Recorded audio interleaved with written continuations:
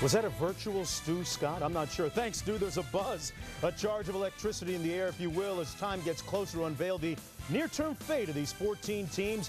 One man, though, has emerged as the front-runner for the #1 selection, Oklahoma's Blake Griffin. Greatness. It's not about talent. It's not about size. It's about will.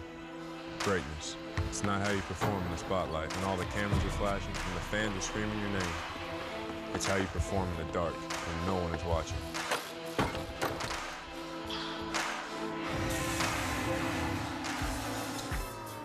Well, the lottery involves the 14 teams that did not qualify for this year's playoffs. The lottery drawing determines the top 3 picks in the draft. The lottery's weighted so that the teams with the poorest records have the best chance of securing one of the top 3 picks. 4 through 14 then fall to the remaining teams in reverse order of their winning percentage. Earlier today, Lisa Salters was granted special access to the room in which it all happens. Mark, I'm inside conference room 3A, and this is where everything will go down tonight. Sequestered in this room will be one representative, each from the 14 teams that did not make the playoffs this season. With them, NBA executives, officials from the accounting firm of Ernst & Young, and 4 members of the national media. Once everyone is inside this room, no more connection to the outside world. No cell phones, no PDAs, no Twittering. Here's how the process will work. The lottery machine is at the front of the room. Ping pong balls will be dropped inside, and each ball is marked with a number, 1 through 14. Then 4 balls will be drawn randomly to come up with a 4-digit combination. Now, the team that had the worst record this season has already been assigned the most possible 4-ball combinations. This year, it's the Sacramento Kings. They have 250 of the possible 1,000 4-ball combinations. Once the numbers are drawn, that 4-digit number is then matched to the board to see which team actually has it and the #1 pick. The process is then repeated for the #2 and the #3 picks. Now, the balls here, these are just for practice. The balls that will be used tonight are locked inside of this briefcase. But the lottery machine is ready to go. So let's do it. And here's a look at the probabilities of the teams involved. Sacramento with the highest chance of getting the #1 pick at 25%. But keep in mind that only 4 times has the team with the worst record or tied for the worst record in the league ended up with the #1 pick.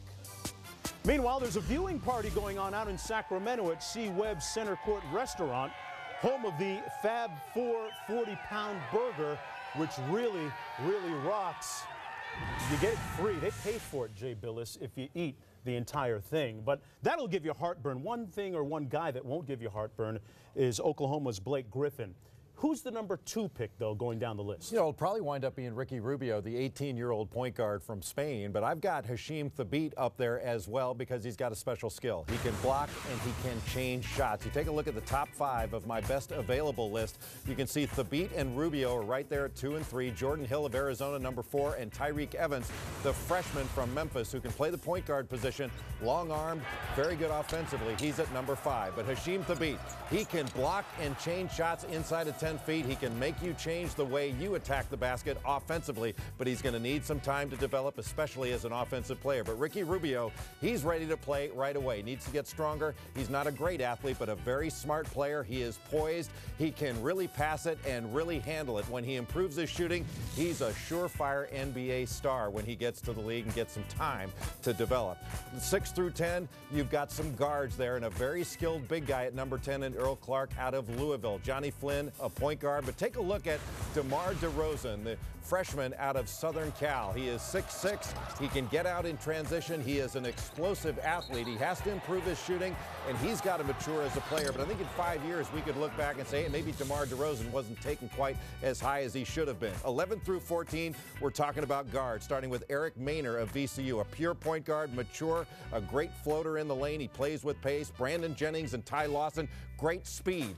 And then Drew Holiday from UCLA, a guy who is going to need some time also to develop, but who's got an awful lot of potential and could wind up playing the point guard position in the NBA. A lot of talented, seemingly point guards in your top picks. All right, thanks a lot, Jay. We're going to take a short break, but remember, coming up at the top of the hour, Carmelo Anthony and the Denver Nuggets taking on the Los Angeles Lakers in Game 1 of the Western Conference Finals. But first, here's Joel Litvin getting the draft started. Welcome. The time has finally come to conduct the 2009 Draft Lottery. These ping pong balls, which are numbered 1 through 14, will be mixed in the glass drum, and 4 balls will be drawn to the top. The team that has that 4-number combination will win the lottery and pick first in this year's draft. We will then repeat that process to see who gets the 2nd and 3rd picks. Good luck to everyone.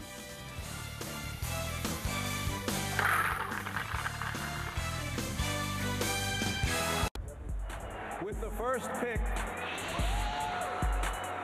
It's the 25th year of the lottery, with Patrick Ewing the #1 pick, with many great ones to come, including Allen Iverson out of Georgetown as well.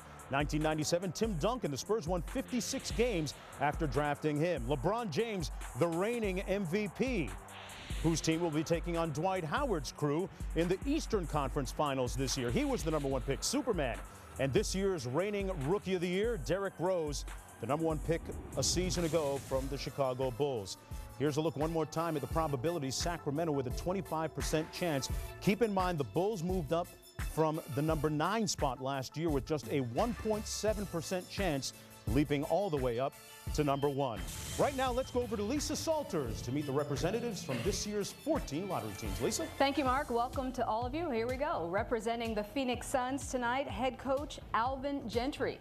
And for the Indiana Pacers, Pacers president Larry Bird. Representing the Charlotte Bobcats, Bobcats guard DJ Augustine. And here tonight for the New Jersey Nets, Rod Thorne, the Nets president. Here tonight for the Milwaukee Bucks, John Hammond, the Bucks GM. And tonight for the Toronto Raptors, Brian Colangelo, the Raptors president and general manager. For the New York Knicks, Allen Houston, former Knick and current assistant to the president. Allen, how did you get Reggie Jackson to come here tonight to be your good luck charm? It was actually his suggestion. You know, we were at an event this afternoon and we were just talking, and it's like, bring Mr. October. I said, that's a great idea. All right, we're going to see how that works out for you. All right. Here tonight for the Memphis Grizzlies, Lionel Hollins, the Grizzlies head coach, and for the Golden State Warriors, Larry Riley, the Warriors GM, who has also brought his own good luck charm tonight, his wife, Renee Riley. And Mrs. Riley, the fate of the organization is in your hands. No pressure on you there. Here tonight for the Minnesota Timberwolves, Kevin Love, the Timberwolves forward. And Kevin, you told me earlier that you were already preparing to take credit for the Timberwolves' success tonight in the lottery. How come? Absolutely, because, you know, in our 20 years of existence, we've never moved up in the draft. So hopefully tonight will be the night, and my passion bucket is running high. So hopefully I'll get it tonight. All right, sounds good to me. Here tonight for the Los Angeles Clippers, Andy Roser, the Clippers president, and representing the Oklahoma City Thunder, Scott Brooks, the Thunder head coach, who is wearing his good luck charm on his wrist, a nice special bracelet made for him by his 8-year-old daughter. Good luck to you. Representing the Washington Wizards, Flip Saunders, the Wizards head coach. And Flip, 15 years ago, you were here representing Minnesota in the lottery. You didn't come away with the #1 pick, but in that draft, you got a pretty decent player by the name of Kevin Garnett. How do you top that? Well, if we get the same kind of player, I'll be happy. All right. All right, and finally, representing the Sacramento Kings, Chris Webber, former Kings forward. Chris, the Kings have the best statistical chance of getting the #1 pick. Are you feeling lucky?